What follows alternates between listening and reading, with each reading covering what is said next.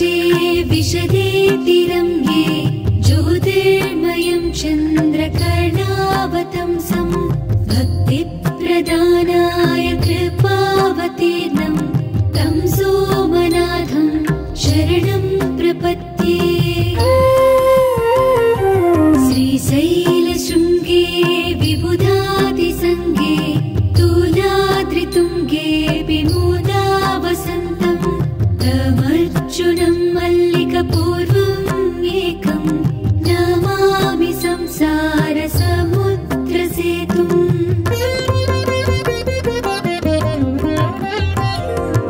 अवन्तिकायां विहितावतारं मुक्तिप्रदानाय च सज्जनानाम् अकालमृत्योः परिरक्षणार्थं वन्दे महाकालमहासुरेशम्। कावेरिकानर्मदयोः पवित्रे समागमे सज्जनतारणाय सदैव माधातृपूरे वसन्तम् ओङ्कारमीशं शिवमेकमीडे।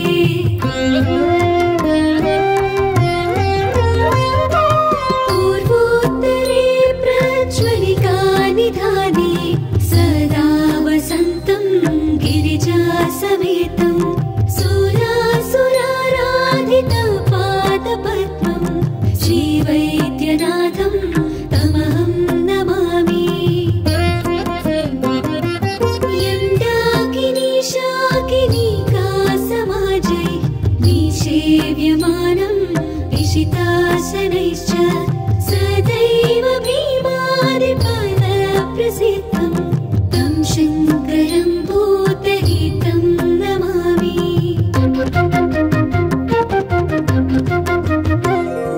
सूताम्रपर्णी जलराशियोगे निबध्य सेतुं विशिखैरसङ्ख्यै श्रीरामचन्द्रेण समर्चितं तं रामेश्वराख्यं नियतं नमामि। याम्ये सदङ्गे नगरे तिरङ्गे विभूषिताङ्गं विविधैश्च भोगै सद्भक्तिमुक्तिप्रदमीशमेकं श्रीनागनाथं शरणं प्रपद्ये।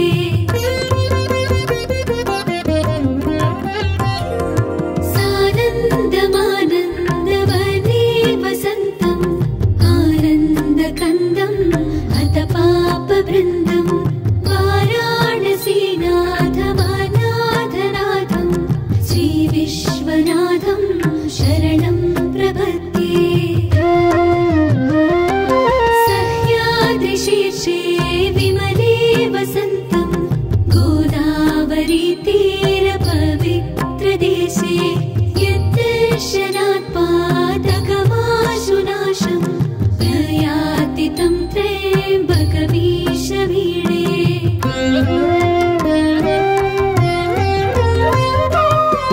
महात्रिपार्श्वे च तटे रमन्तं सम्पूज्यमानं सततं मुनीन्द्रै सुरासुरैरक्षमहोरगाध्यै केदारमीशं शिवमेकमीडे। लीलापुरे रम्यविशालकेऽस्मिन् समुल्लसन्तं च जगद्वरेण्यं वन्दे महोदारतरस्वभावं कृष्णेश्वराख्यं शरणं प्रपद्ये। ज्योतिर्मयद्वादशलिङ्गकानां शिवात्मनां प्रोक्तमिदं क्रमेण स्तोत्रं पठित्वा मनुज्योतिभक्त्या फलं तदालोक्य निजं भजेच्च।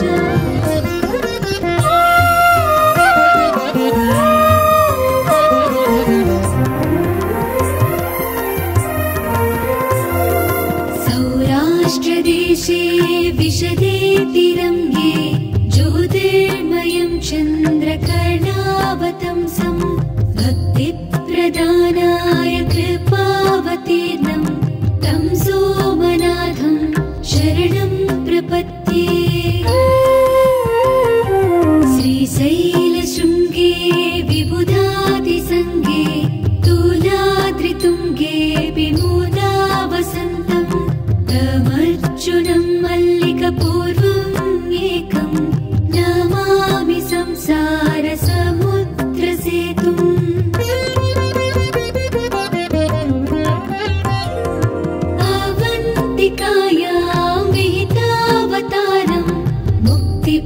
प्रदानाय च सज्जनानाम् अकालमृत्योः परिरक्षणार्थं वन्दे महाकालमहासुरेशम्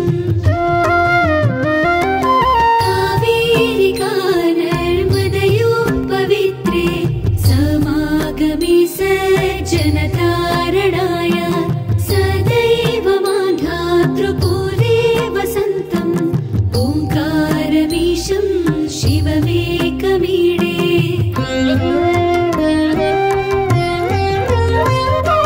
पूर्वोत्तरे प्रज्वलिका निधाने सदा वसन्तं गिरिजासमेतं सुरासुराराधितपादपद्मं श्रीवैद्यनाथं तमहं नमामि। यं डाकिनी शाकिनीका समाजै निषेव्यमानं विशितासनैश्च सदैव भीमादिपदप्रसिद्धं तं शङ्करं भूतहितं नमामि।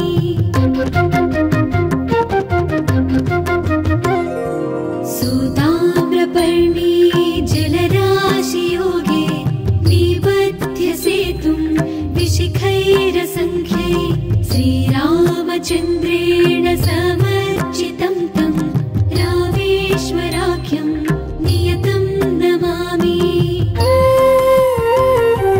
यां ये सदङ्गे नगरे तिरङ्गे विभूषिताङ्गं विविधैश्च भोगै सद्भक्तिमुक्तिप्रदमीशमेकं श्रीनागनाथं शरणं प्रपद्ये।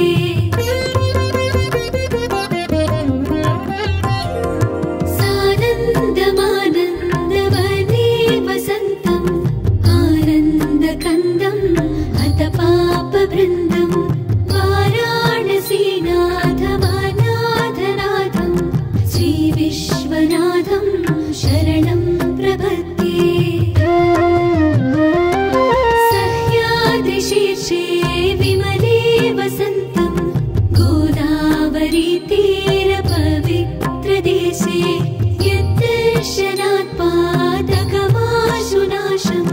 प्रयाति तं त्र्यम्बकमीशमीडे।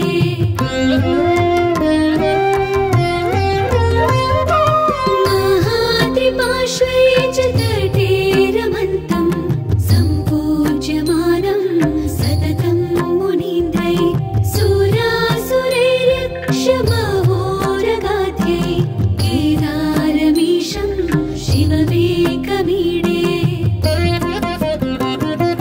लीलापुरे रम्यविशालकेऽस्मिन् समुल्लसन्तं च जगद्वरेण्यं वन्दे महोदारतरस्वभावं कृष्णेश्वराख्यं शरणं प्रपद्ये।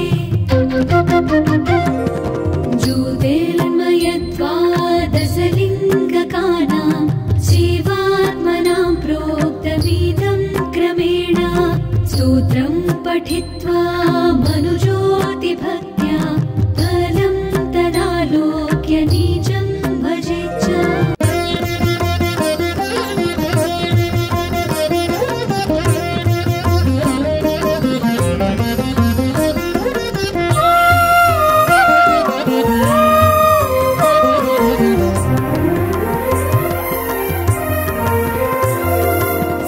सौराष्ट्रदेशे विशदे तिरङ्गे ज्योतिर्मयं चन्द्रकर्णावतंसं भक्तिप्रदानाय कृपावतीर्णं तं सोमनाथं शरणं प्रपद्ये। श्रीशैलशृङ्गे विबुधादिसङ्गे तुलाद्रितुङ्गे विमुदा वसन्तं तमर्जुनं मल्लिकपूर्वम् एकं नमामि संसारसमुद्रसे।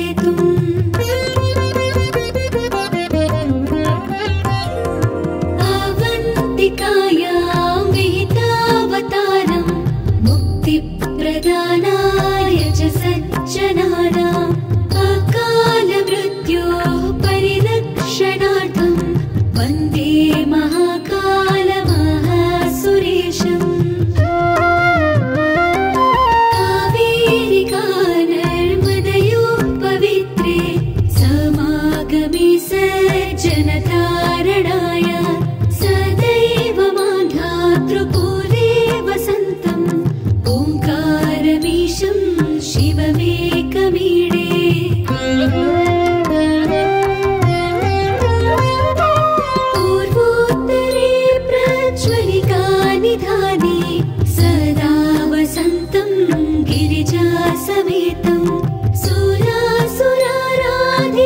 पादपद्मं श्रीवैद्यनाथं तमहं नमामि। यं डाकिनी शाकिनीका समाजै निषेव्यमानं विशितासनैश्च सदैव भीमादिपदप्रसिद्धं तं शङ्करं भूतहितं नमामि।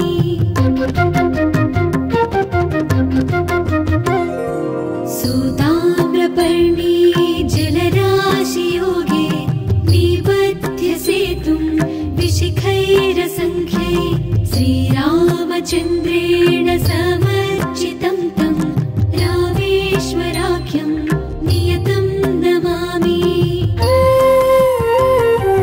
याम्ये सदङ्गे नगरे तिरङ्गे विभूषिताङ्गं विविधैश्च भोगै सद्भक्तिमुक्तिप्रदमीशमेकं श्रीनागनाथं शरणं प्रपद्ये।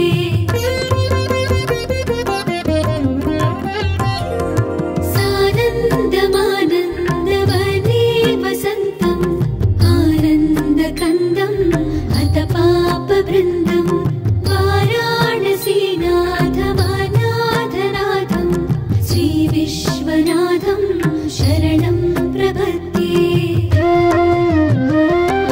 सह्याद्रिशीर्षे विमले वसन्तं गोदावरीतीरपवित्रदेशे यद्दर्शनात् पादकमाशुनाशं प्रयाति तं त्र्यम्बकमीशमीडे।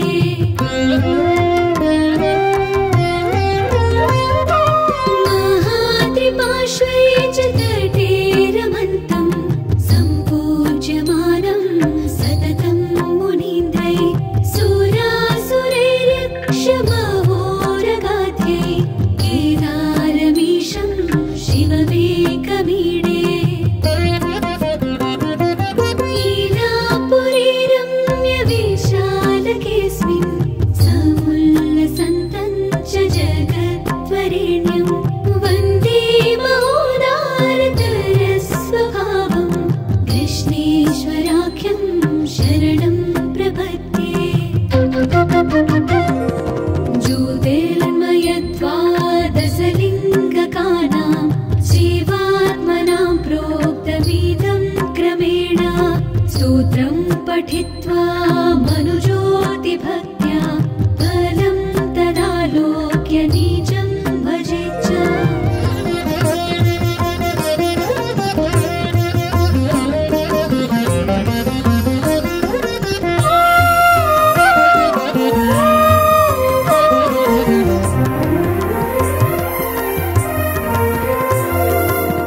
सौराष्ट्रदेशे विशदे तिरङ्गे ज्योतिर्मयं चन्द्रकर्णावतंसं भक्तिप्रदानाय कृपावतीर्णं तं सोमनाथं शरणं प्रपद्ये।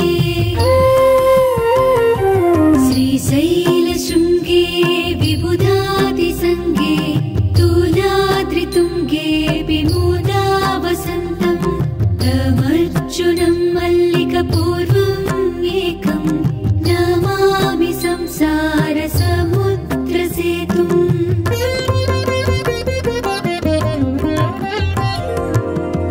अवन्तिकायां विहितावतारं मुक्तिप्रदानाय च सज्जनानां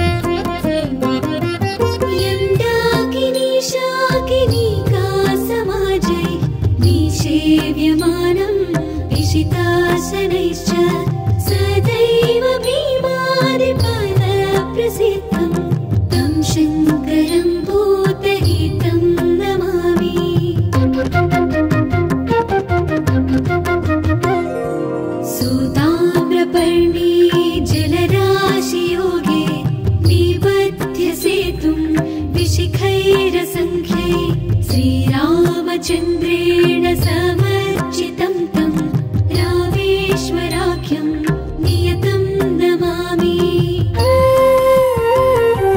यां ये सदङ्गे नगरे तिरङ्गे विभूषिताङ्गं विविधैश्च भोगै सद्भक्तिमुक्ति प्रदमीशमेकं श्रीनागनाथं शरणं प्रपद्ये।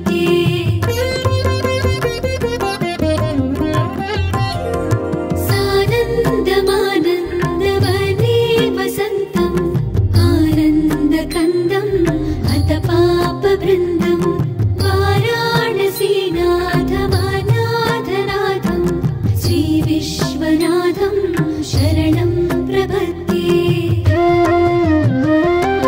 सह्याद्रिशीर्षे विमले वसन्तं गोदावरीतीरपवित्रदेशे यद्दर्शनात् पातकमाशुनाशं प्रयाति तं त्र्यम्बकमीशमीडे।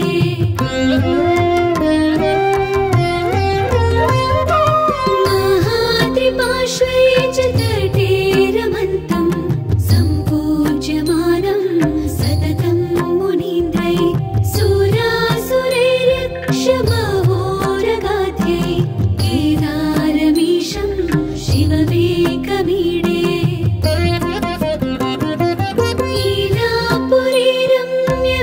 लीलापुरीरम्यविशालकेऽस्मिन् समुल्लसन्तं च जगद्वरेण्यं वन्दे महोदारतरस्वभावं कृष्णेश्वराख्यं शरणं प्रपद्ये।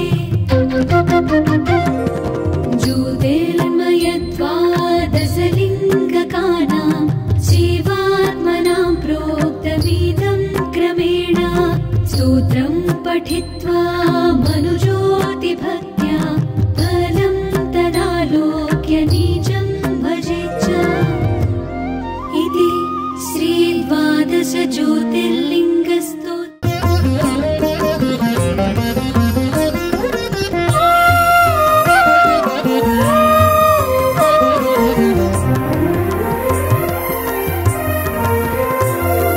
सौराष्ट्रदेशे विशदे तिरं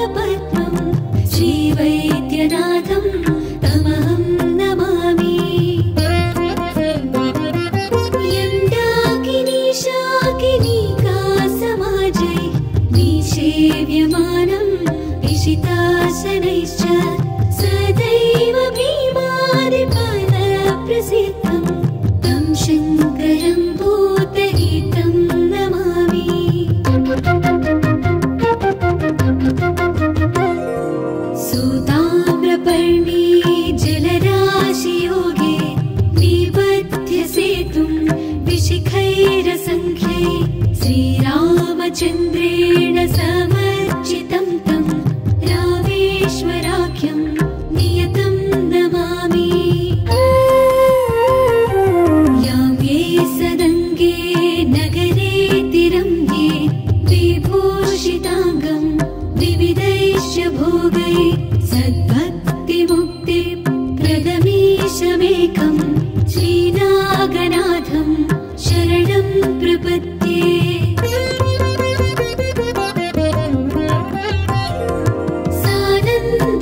सानन्दमानन्दवने वसन्तम् आनन्दकन्दं हतपापवृन्दं वाराणसीनाथमनाथनाथं श्रीविश्वनाथं शरणं प्रपद्ये।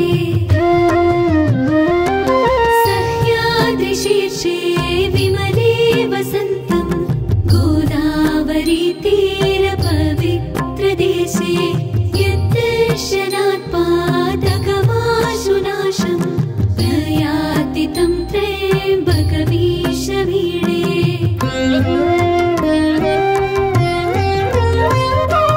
महाद्रिपार्श्वे च तटे रमन्तं सम्पूज्यमानं सततं मुनीन्द्रै सुरासुरैर्यक्षमहोरगाध्यै केदारमीशं शिवमेकमीडे।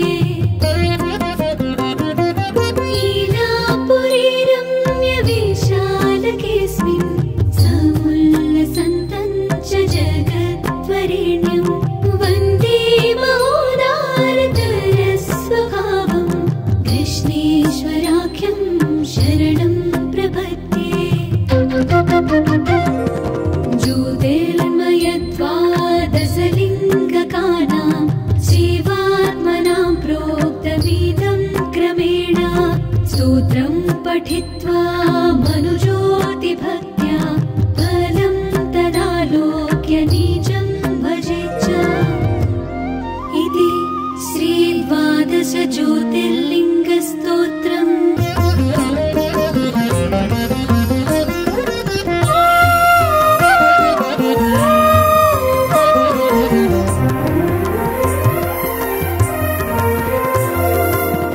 सौराष्ट्रदेशे विशदे तिरङ्गे ज्योतिर्मयं चन्द्रकर्णावतंसं भक्तिप्रदानाय कृपावतीर्णं तं सोमनाथं शरणं प्रपद्ये। श्रीशैलशृङ्गे विबुधादिसङ्गे तुलाद्रितुङ्गे विमुदा वसन्तं तमर्जुनं मल्लिकपूर्वम् एकं नमामि संसारसमुद्रसेतुम्।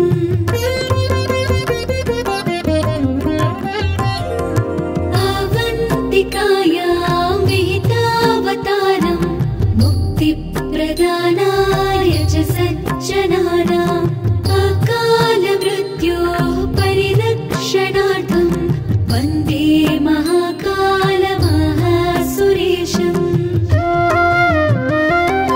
कावेरिका नर्मदयोः पवित्रे समागमे सज्जनतारणाय सदैव मान्धातृपुरे वसन्तम् ओङ्कारमीशं शिवमेकमीडे।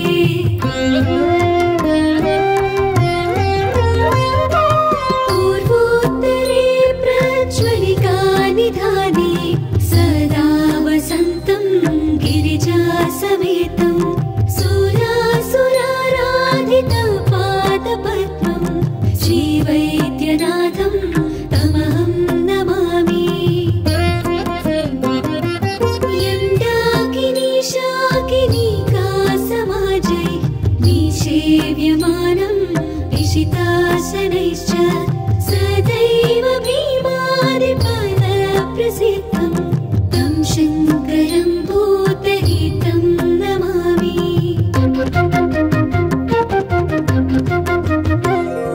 सुताम्रपर्णी जलराशियोगे निबध्य सेतुं विशिखैरसङ्ख्यै श्रीराम चन्द्रेण समर्चितं तं रामेश्वराख्यं नियतं नमामि।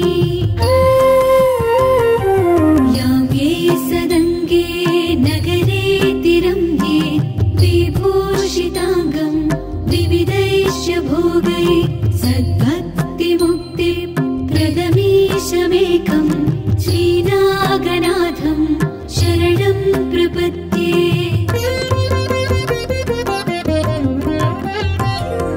सानन्दमानन्दवने वसन्तम् आनन्दकन्दम् अथ पापवृन्दं वाराणसीनाथमनाथनाथं श्रीविश्वनाथं शरणं प्रपद्ये। सह्याद्रिशीर्षे विमले वसन्तं गोदावरीतीरपवित्रदेशे यद्दर्शनात् पातकमाशुनाशं प्रयाति तं त्र्यम्बकमीशमीडे।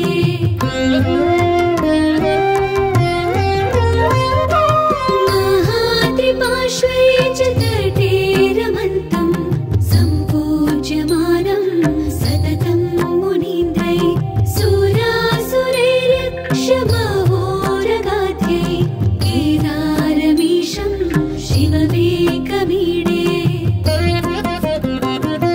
लीलापुरीरम्यविशालकेऽस्मिन् समुल्लसन्तं च जगद्वरेण्यं वन्दे महोदारतरस्वभावं कृष्णेश्वराख्यं शरणं प्रपद्ये। ज्योतिर्मयद्वादशलिङ्गकानां शिवात्मनां प्रोक्तमिदं क्रमेण स्तोत्रं पठित्वा मनुज्योतिभक्त्या फलं तदालोक्य निजं भजेच्च। इति श्रीद्वादश ज्योतिर्लिङ्गस्तोत्रम्।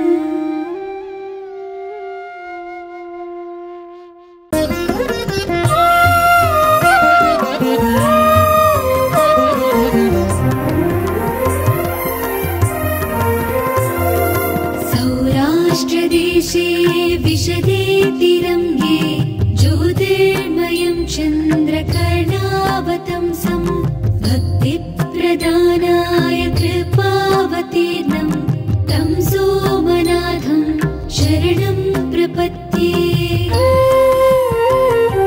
श्रीशैलशृङ्गे विबुधादिसङ्गे तुलाद्रितुङ्गे विमुदा वसन्तं तमर्जुनं मल्लिकपूर्वम् एकं नमामि संसारसमुद्रसेतुम्।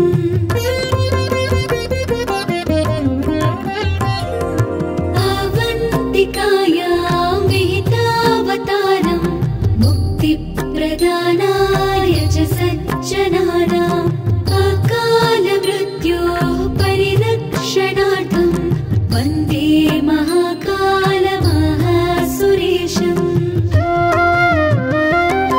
कावेरिकानर्मदयोः पवित्रे समागमे सज्जनतारणाय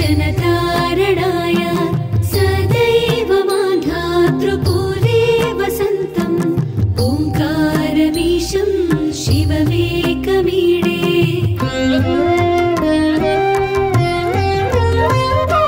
पूर्वोत्तरे प्रज्वलिकानिधाने सदा वसन्तं गिरिजासमेतं सुरासुराराधितपादपद्मं श्रीवैद्यनाथं तमहं नमामि। यन्दाकिनी शाकिनीकासमाजै निषेव्यमानं विशितासनैश्च सदैव भीमादिपदप्रसिद्धं तं शङ्करं भूतहितं नमामि।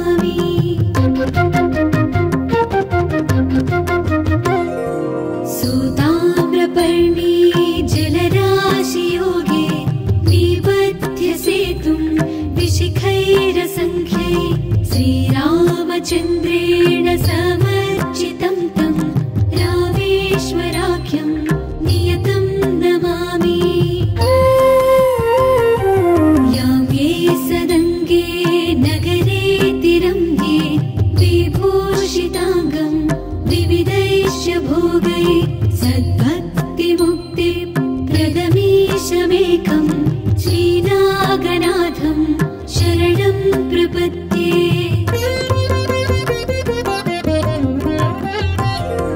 सानन्दमानन्दवने वसन्तम् आनन्दकन्दम् अथ पापवृन्दं वाराणसीनाथमनाथनाथं श्रीविश्वनाथं शरणं प्रपद्ये।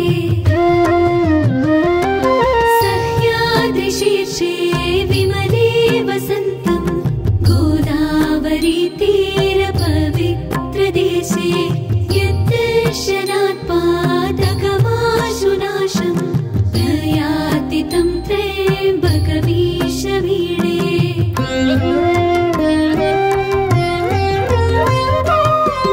महाद्रिपार्श्वे च तटे रमन्तं सम्पूज्यमानं सततं मुनीन्द्रै सुरासुरैरक्षमहोरगाध्यै केदारमीशं शिवमेकमीडे। लीलापुरीरम्यविशालकेऽस्मिन् समुल्लसन्तं च जगद्वरेण्यं वन्दे महोदारतरस्वभावं कृष्णेश्वराख्यं शरणं प्रपद्ये। ज्योतिर्मयद्वादशलिङ्गकानां शिवात्मनां प्रोक्तमिदं क्रमेण स्तोत्रं पठित्वा मनुज्योतिभक्त्या फलं तदालोक्य निजं भजेच्च।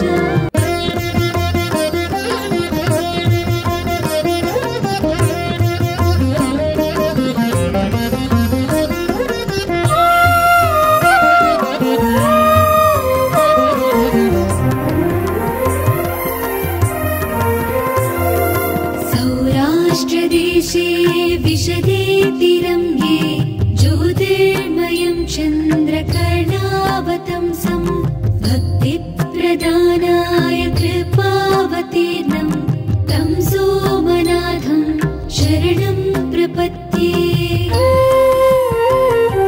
श्रीशैलशृङ्गे विबुधादिसङ्गे तुलाद्रितुङ्गे विमुदावसन्तं तमर्जुनं मल्लिकपूर्वम् एकं नमामि संसारसमुद्रसेतुम्।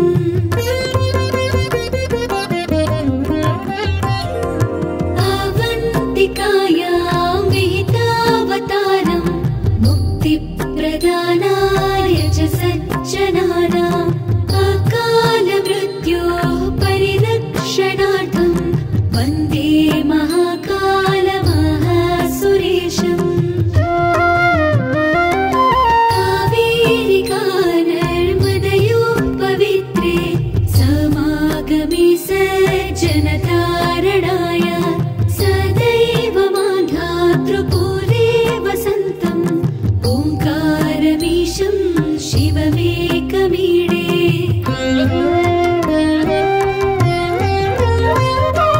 पूर्वोत्तरे प्रज्वलिकानिधाने सदा वसन्तं गिरिजासमेतं सुरासुराराधितपादपद्मं श्रीवैद्यनाथं तमहं नमामि। यन्दाकिनी शाकिनीकासमाजै निषेव्यमानं विशितासनैश्च सदैव भीमादिफलप्रसिद्धं तं शङ्करं भूतहितं नमामि।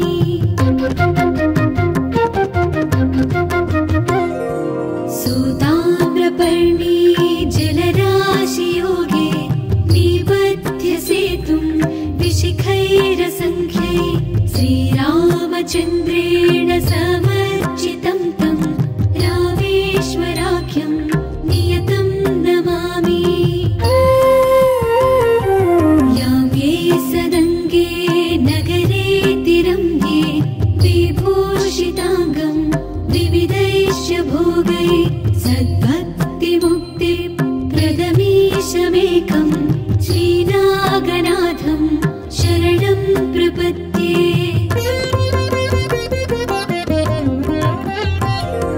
सानन्दमानन्दवने वसन्तम् आनन्दकन्दम् अथ पापवृन्दं वाराणसीनाथमनाथनाथं श्रीविश्वनाथं शरणं प्रपद्ये। सह्याद्रिशीर्षे विमले वसन्तं गोदावरीतीरपवित्रदेशे यद्दर्शनात् पातकमाशुनाशं प्रयाति तं त्र्यम्बकमीशमीडे।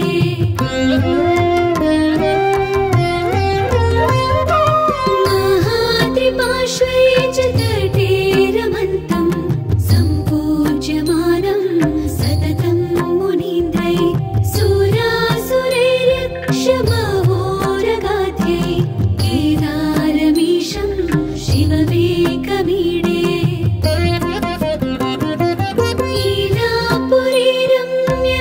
लीलापुरीरम्यविशालकेऽस्मिन् समुल्लसन्तं च जगद्वरेण्यं वन्दे महोदारतरस्वभावं कृष्णेश्वराख्यं शरणं प्रपद्ये।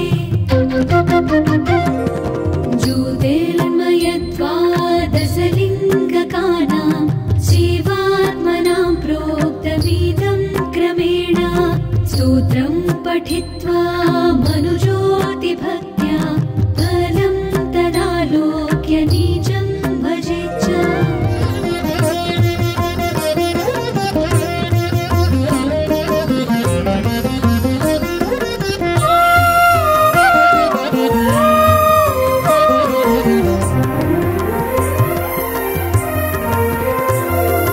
सौराष्ट्रदेशे विशदे तिरङ्गे ज्योतिर्मयं चन्द्रकर्णावतंसं भक्तिप्रदानाय कृपावतीर्णं तं सोमनाथं शरणं प्रपद्ये। श्रीशैलशृङ्गे विबुधादिसङ्गे तुलाद्रितुङ्गे विमुदावसन्तं तमर्जुनं मल्लिकपूर्वम् एकं नमामि संसारसमुद्रसेतुम्।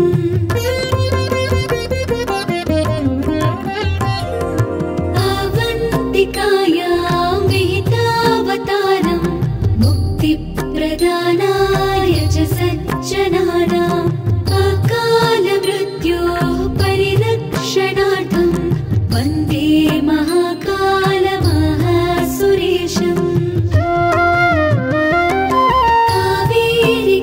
कावेरिकानर्मदयोः पवित्रे समागमे सज्जनतारणाय सदैव मान्धातृपुरे वसन्तं ओङ्कारमीशं शिवमेकमीडे।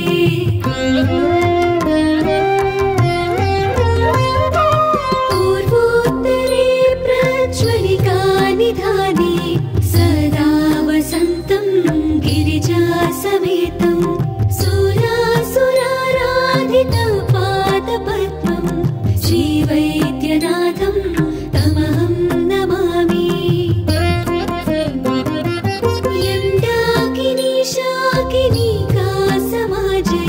निषेव्यमानं विशितासनैश्च सदैव भीमादिफलप्रसिद्धं तं शङ्करं भूतहितं नमामि।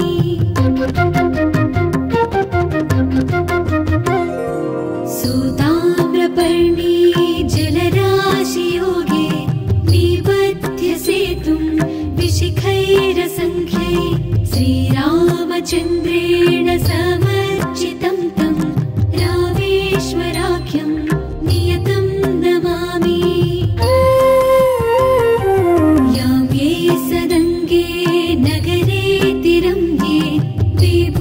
विषिताङ्गं विविधैश्च भोगै सद्भक्तिमुक्तिप्रदमीशमेकं श्रीनागनाथं शरणं प्रपद्ये।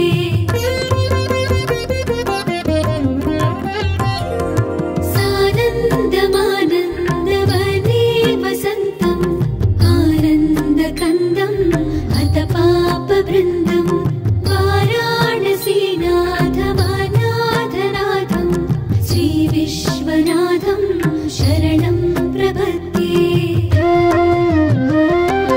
सह्याद्रिशीर्षे विमले वसन्तं गोदावरीतीरपवित्रदेशे यद्दर्शनात् पादकमाशुनाशं प्रयाति तं त्र्यम्बकमीशमीडे।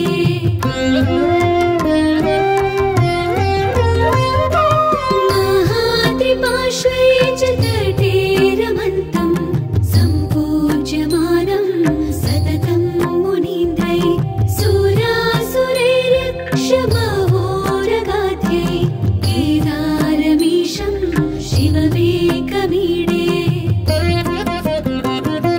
लीलापुरीरम्यविशालकेऽस्मिन् समुल्लसन्तं च जगद्वरेण्यं वन्दे महोदारतरस्वभावं कृष्णेश्वराख्यं शरणं प्रपद्ये। ज्योतिर्मयद्वादशलिङ्गकानां शिवात्मनां प्रोक्तमिदं क्रमेण स्तोत्रं पठित्वा मनुज्योतिभक्त्या फलं तदालोक्य निजं भजेच्च। इति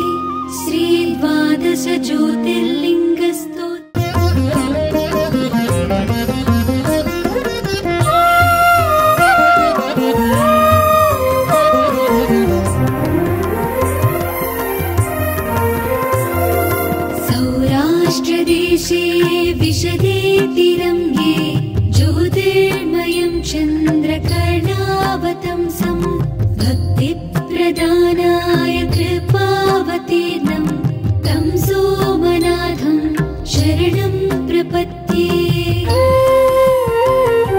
श्रीशैलशृङ्गे विबुधादिसङ्गे तुलाद्रितुङ्गे विमुदावसन्तं तमर्जुनं मल्लिकपूर्वम् एकं नमामि संसारसमुद्रसेतुम्।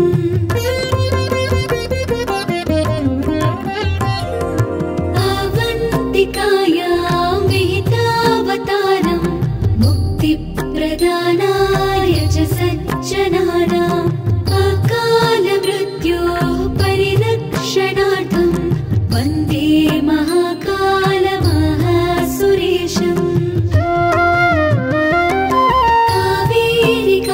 कावेरिकानर्मदयोः पवित्रे समागमे सज्जनतारणाय सदैव मान्धातृपुरे वसन्तं ओङ्कारमीशं शिवमेकमीडे।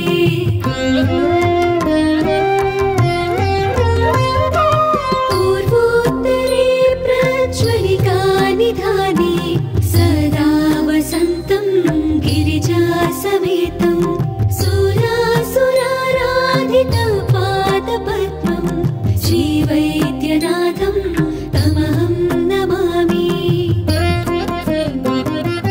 यं डाकिनीशाकिनीकासमाजै निषेव्यमानं विषितासनैश्च सदैव भीमादिपदप्रसिद्धं तं शङ्करं भूतहितं नमामि।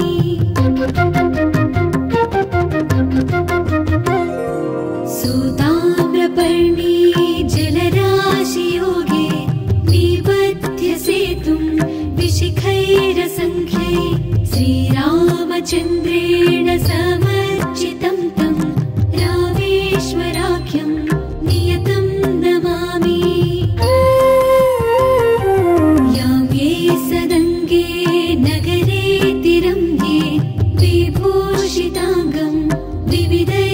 भोगै सद्भक्तिमुक्ति प्रदमीशमेकं श्रीनागनाथं शरणं प्रपद्ये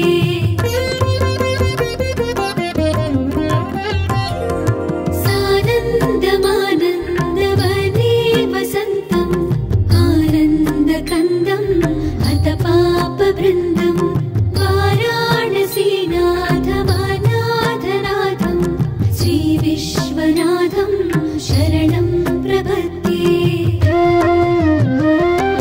सह्याद्रिशीर्षे विमले वसन्तं गोदावरीतीरपवित्रदेशे यद्दर्शनात् पातकमाशुनाशं प्रयाति तं त्र्यम्बकमीशमीडे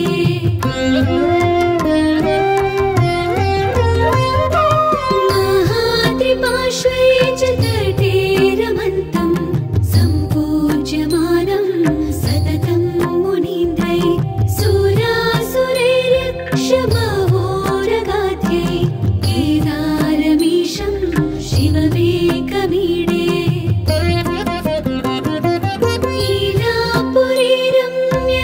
लीलापुरीरम्यविशालकेऽस्मिन् समुल्लसन्तं च जगद्वरेण्यं वन्दे महोदारतरस्वभावं कृष्णेश्वराख्यं शरणं प्रपद्ये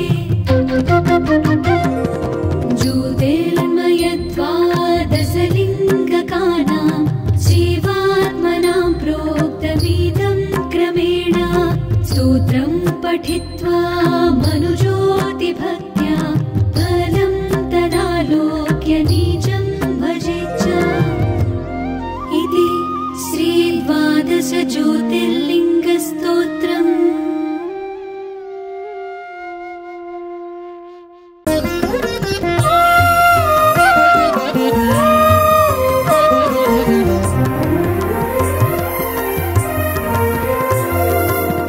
सौराष्ट्रदेशे विशदे तिरङ्गे ज्योतिर्मयं चन्द्रकर्णावतंसं भक्तिप्रदानाय कृपावतीर्णं तं सोमनाथं शरणं प्रपद्ये श्रीशैलशृङ्गे विबुधादिसङ्गे तुलाद्रितुङ्गे विमुदावसन्तं तमर्जुनं मल्लिकपूर्वम् एकं नमामि संसारसमुद्रसेतुम्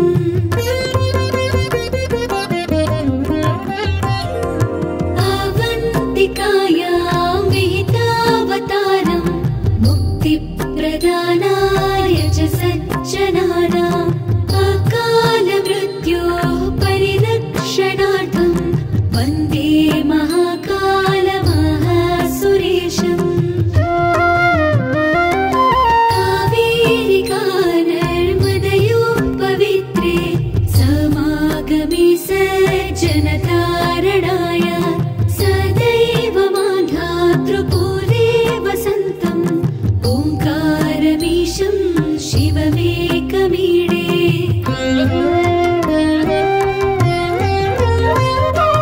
पूर्वोत्तरे प्रज्वलिकानिधाने सदा वसन्तं गिरिजासमेतं सुरासुराराधितपादपद्मं श्रीवैद्यनाथं तमहं नमामि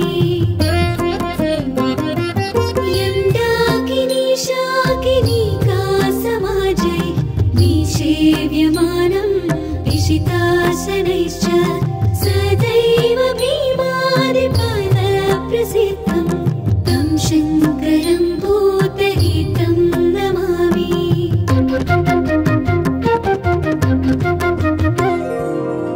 सुताम्रपर्णी जलराशियोगे निबध्य सेतुं विशिखैरसङ्ख्यै श्रीरामचन्द्रेण समर्चितं तं रामेश्वराख्यं नियतं नमामि यां ये सदङ्गे नगरे तिरङ्गे विभूषिताङ्गं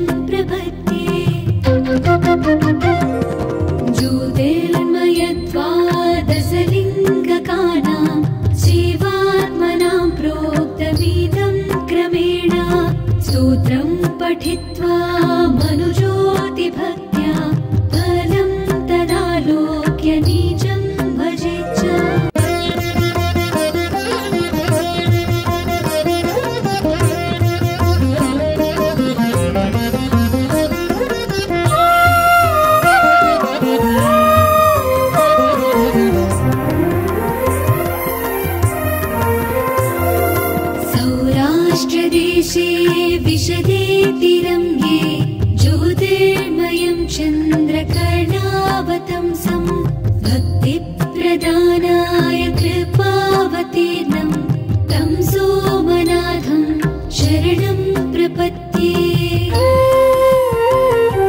श्रीशैलशृङ्गे विबुधादिसङ्गे तुलाद्रितुङ्गे विमोदावसन्तं तमर्जुनं मल्लिकपूर्वम् एकं नमामि संसारसमुद्रसेतुम्।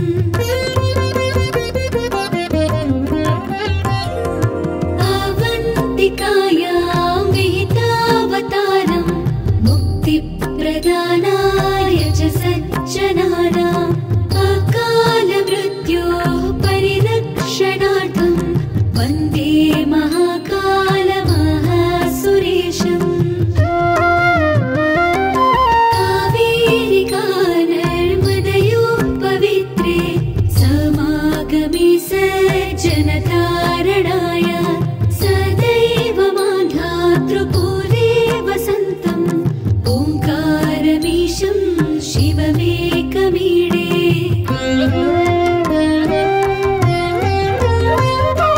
पूर्वोत्तरे प्रज्वलिकानिधाने सदा वसन्तं गिरिजासमेतं सुरासुराराधितपादपद्मं श्रीवैद्यनाथं तमहं नमामि। यं डाकिनी शाकिनीका समाजै निषेव्यमानं विशितासनैश्च सदैव भीमादिपदप्रसिद्धं तं शङ्करं भूतहितं नमामि।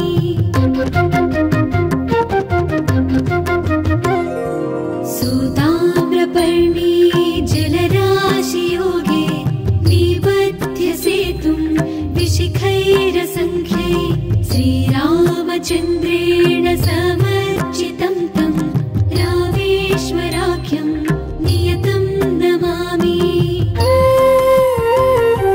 यां ये सदङ्गे नगरे तिरङ्गे विभूषिताङ्गं विविधैश्च भोगै सद्भक्तिमुक्तिप्रदमीशमेकं श्रीनागनाथं शरणं प्रपद्ये।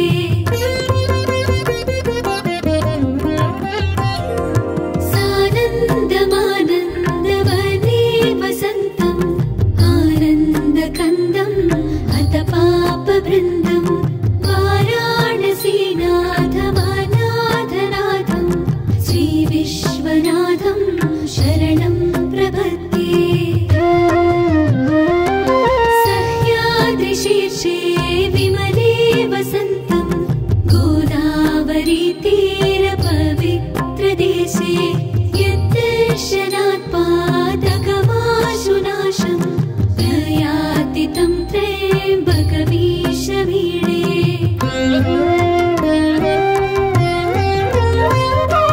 महात्रिपार्श्वे च तटे रमन्तं सम्पूज्यमानं सततं मुनीन्द्रै सुरासुरैर्यक्षमहोरगाध्यै केदारमीशं शिवमेकमीडे। लीलापुरे रम्यविशालकेऽस्मिन् समुल्लसन्तं च जगद्वरेण्यं वन्दे महोदारतरस्वभावं कृष्णेश्वराख्यं शरणं प्रपद्ये। ज्योतिर्मयद्वादशलिङ्गकानां शिवात्मनां प्रोक्तमिदं क्रमेण स्तोत्रं पठित्वा मनुज्योतिभक्त्या फलं तदालोक्य निजं भजेच्च।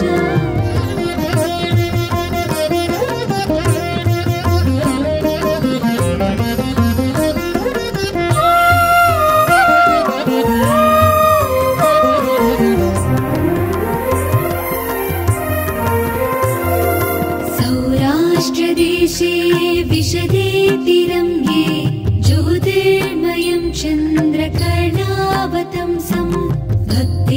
प्रदानाय कृपावतीर्णं तं सोमनाथं शरणं प्रपद्ये।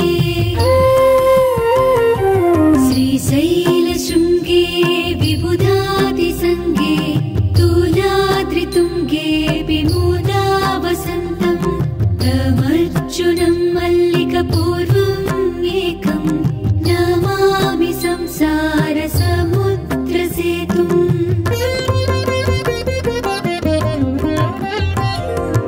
अवन्तिकायां विहितावतारं मुक्तिप्रदानाय च सज्जनानाम् अकालमृत्योः परिरक्षणार्थं वन्दे महाकालमहासुरेशम्। कावेरिका नर्मदयोः पवित्रे समागमे सज्जनतारणाय सदैव मान्धातृपूरे वसन्तं ओङ्कारमीशं शिवमेकमीडे।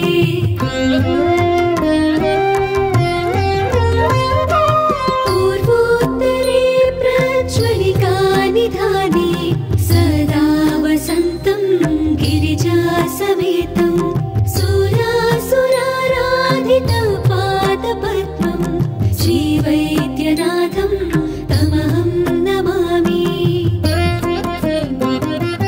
यं डाकिनी शाकिनीका समाजै निषेव्यमानं विशितासनैश्च सदैव भीमादिपदप्रसिद्धं तं शङ्करं भूतहितं नमामि।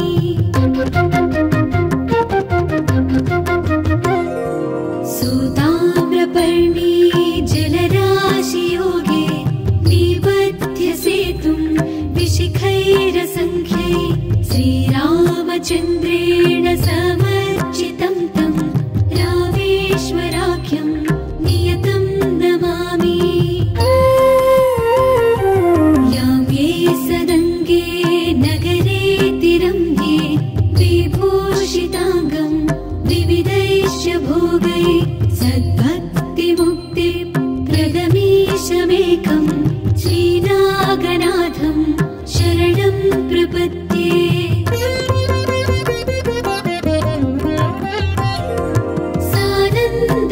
सानन्दमानन्दवने वसन्तम् आनन्दकन्दं हतपापवृन्दं वाराणसीनाथमनाथनाथं श्रीविश्वनाथं शरणं प्रपद्ये। सह्याद्रिशीर्षे विमले वसन्तं गोदावरीतीरपवित्रदेशे यद्दर्शनात् पादकमाशुनाशं प्रयाति तं त्र्यम्बकमीशमीडे।